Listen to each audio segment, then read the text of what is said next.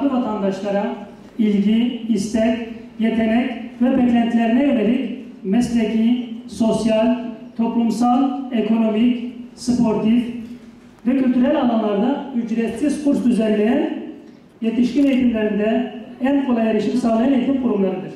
Bu amaçla Nusaybinli vatandaşlarımıza hizmet etmekteyiz. Halk eğitimi merkezimizde mesleki ve teknik kursları, genel kurslar ve okuma yazma kursları olmak üzere 3 alanda faaliyet göstermekteyiz.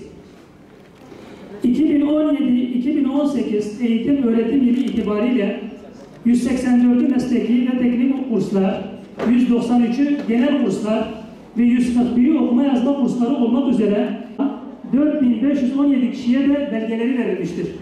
Halen 156 aktif kursumuz bulunmaktadır.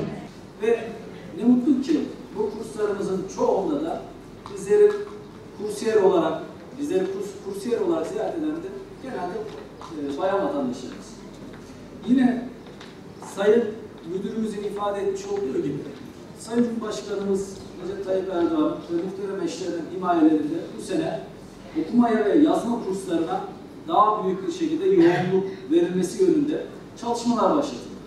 Bizler de Nusaybin Kaymakamlığı, Nusaybin Milli Eğitim Müdürlüğü ve Nusaybin Belediyesi, hatta Nusaybin Tabur Komutanlığımız ve diğer kamu kurum ve kuruluşlarının bünyelerinde de okuma yazma kursları açtık ve vatandaşlarımızdan okuma yazma bilmeyenlerin bu sorunu kesin olarak çözüme kavuşturmaları yönünde çalışmalarımız oldu.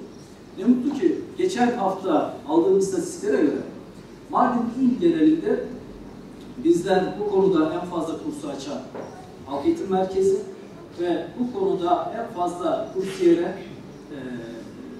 katılım belgesi veren ilçeyiz.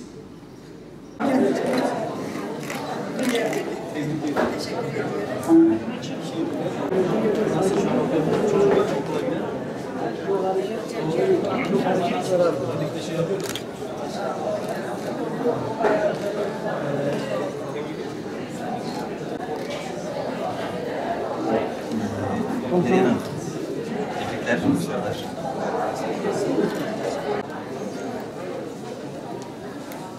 Civan Hanım, tebrikler.